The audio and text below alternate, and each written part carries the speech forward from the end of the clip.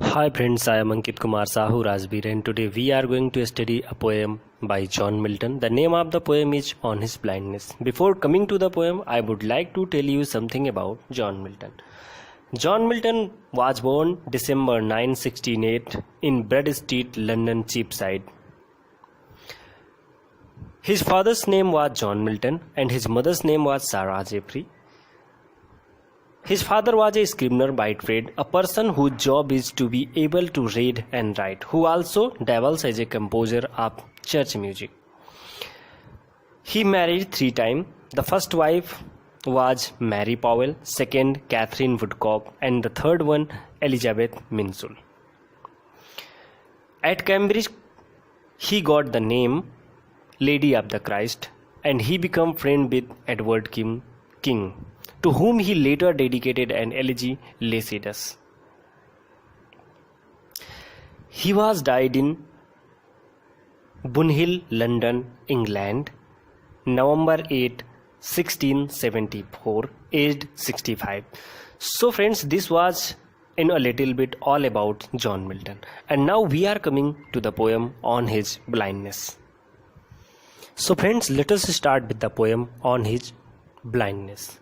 On His Blindness was written in 1652. The sonnet was first published in Milton's 1673 poems. Milton gave the sonnet the number 19, but in the published book it was numbered 16.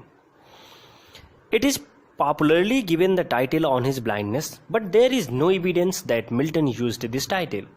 The sonnet is in Petrarchan form with the rhyme scheme AB, BA, AB, BA, CDE, CDE. Petrarchan sonnet traditionally focuses on love and romance, but Milton subverts this in order to explore his relationship with God. The Italian sonnet had 2 parts. Octave presents the problem and the sextet solves the problem. In this poem On His Blindness, he used the Petrarchan form of sonnet. The first octave presents the problem and the last one sextet that solves the problem. This is a kind of personal problem. In On His Blindness, Milton writes of his experience of blindness. He asks if God wants him to keep working in spite of the fact that his job caused him to lose his sight. A personified patience tells him that God rewards even those who stand and wait to be of service. By February 1652, he had gone completely blind. The poem is the expression of his tragic blind life. That's why this is a personal poem, or you can say the subjective poem. The theme of the poem is guilt and blame, dreams, hopes and plan, principles and religion, accepting one's fate with calm, patient resignation. So this is the poem of self-expression. So now we are going to study the poem When I Consider How My Light Is Spent. The rhyme scheme has been written on the last line of the last on the line, or half of my days. Now focus on the second line. In this dark world and wide, and that one talent which is death to hide, lost with me useless, though my soul more went to serve there with my Maker, and present my true account, lest he return chide. Doth God exact day labor, light denied? I fondly asked, but patient to prevent. I fondly ask, but patience to prevent.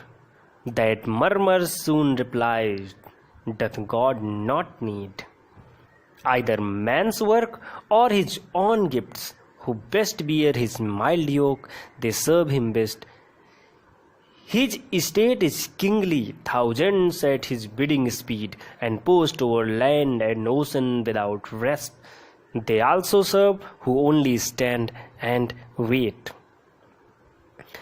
So the poem, now we are analyzing the title of the poem. The title of the poem is totally, you can say, subjective or self-expression. The sonnet shows that the poem is personal to the poet because he was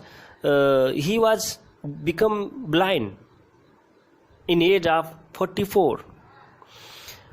He says, when I consider how my light is spent.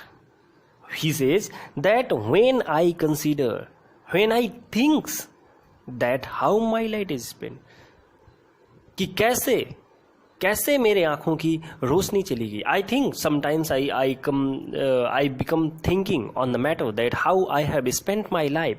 He thinks that his life is wasted. He is frustrated and his talent is used up.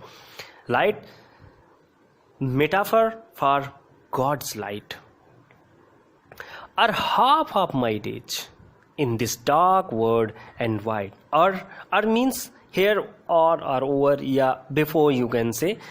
Dark parable, imageable of the lamp. He is pessimistic even though he is young. He says, are half my days, यानी जीवन के मेरे आधे ही दिनों में in this dark world and wide, इस अंधेरी दुनिया में और विस्तृत साम्राज्य में, विस्तृत दुनिया में मेरी आधी जिंदगी में ही मेरे आंखों की रोशनी चली गई. I have lost my eyesight or half of my days of life.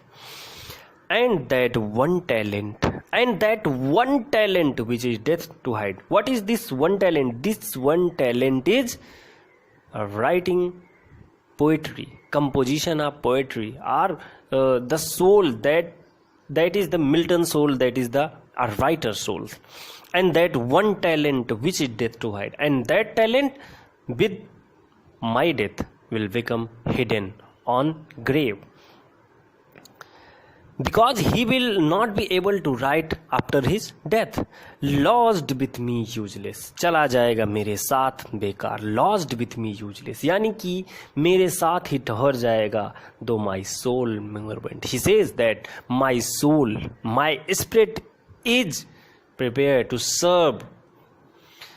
Lost यानी is useless, can't use his talent. Soul mournement, he tries his utmost and is determined to use his talent. He want to use his writings for the sake of the social. To serve there with my maker and present. To serve there with my maker. जिससे कि मैं उसकी सेवा करूं. Maker, this is the reference of God. He only wants to serve God with his talent. The talent, what is the talent? This talent is writing of the poetry. To serve there with my maker and present my true account lest he returning child. And I could present my truthfulness of life. That's why the God could not chide me. What you have done. True account, his good work. Chide yani criticize kar sake. He did not use his talent and now he is worried that God will criticize him because he had given him talent but he cannot use. Doth God now Milton is asking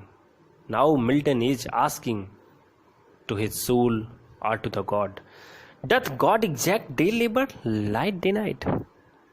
क्या ईश्वर अब भी मुझसे सेवा चाहता है जब मेरे आंखों की रोशनी नहीं है? How can God expect this? How can he, if I have no vision, I have no capability to write, so how could God expect from me that I will write? I fondly ask, but patience to prevent. I have asked fondly that doth God wants the service from me, but my patience prevent me. Here the personification has been used for the virtue, the patience. Patience is nothing. This is an internal feeling, but here Milton has personified it. That murmur soon replies. That murmur, what is this murmur? This is murmur, the complexion, the argue, the spirit. Soon replies, God doth no need either man's work or his own gifts. Now his soul is replying that God does not need your gifts because God gave you the gifts, talents that you have. So God does not want anything back, whatever he have given. Who best bear? Now this is the reply. This is the reply. Who best bear his mild yoke? Whoever, जो भी व्यक्ति जिंदगी में खुशी पूर्वक ईश्वर के द्वारा दिए गए सुख और दुख को स्वीकार करता है, दे सर्व हिम बेस्ट, वो लोग भी ईश्वर की सेवा अच्छे से करते हैं। Suffering is universal and imperfection is part of the sinful nature of man. और in and endurance, what about endurance? The person must learn the trick of endurance because God never expects from you anything. This is the inner soul that replies to John Milton. His state is kingly. Now he is describing the reign of God. His state is kingly. वो राजाओं का राजा है. Thousands at his bidding speed, and the many more angels from a very high speed working for him. He does not expect from a common man anything, or whatever he have given in life he'd never expect to get back, and post over land and ocean without rest. Thousands at his bidding speed and post over land and ocean without rest, they also serve who only stand and wait. Here is the emphasis that God does not want any kind of service from a man. Whatever he have given, he does not want it back.